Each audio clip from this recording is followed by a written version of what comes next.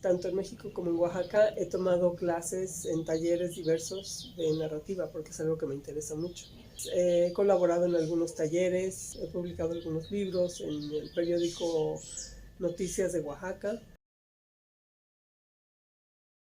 Bueno, La esclava de la seda es un compendio de cuentos que empecé a escribir hace dos años, un poquito más tal vez. Lo que tienen de distinto estos cuentos es que son diferentes entre ellos. Es un logro porque de alguna manera la voz del autor no se refleja igual en cada cuento.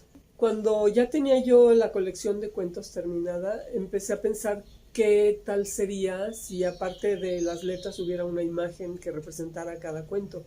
Así que pues a cada cuento le puse un dibujo en acuarela. Uno de los talleres que tomé fue justamente en la Casa de Cultura de Coyoacán con el maestro Rafael Ramírez Heredia.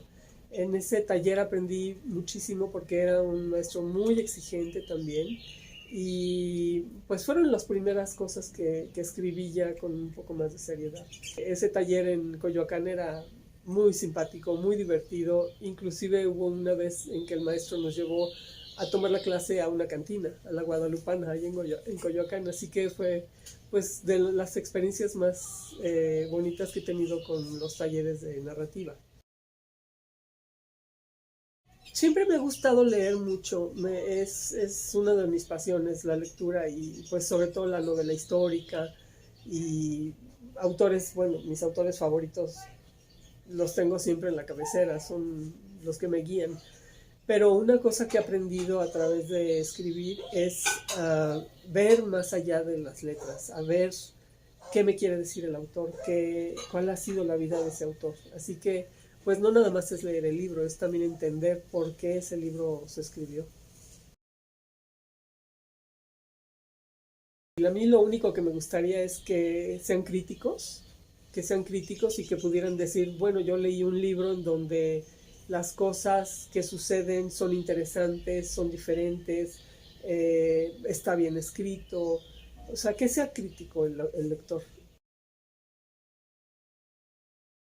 Ha sido una experiencia muy grata, he hecho amigos muy importantes ahí, compañeros que me han dicho cosas muy ciertas. Por ejemplo, cuando estás escribiendo un cuento y tu personaje o tu ambientación o la trama o algo tiene algún problema, pues ellos te lo dicen. Y es muy importante poder decir, tienen razón, voy a revisarlo. Yo siento que he crecido muchísimo, que he podido escribir cada vez mejor. Inclusive ahora estoy intentando escribir una novela, lo cual no es fácil.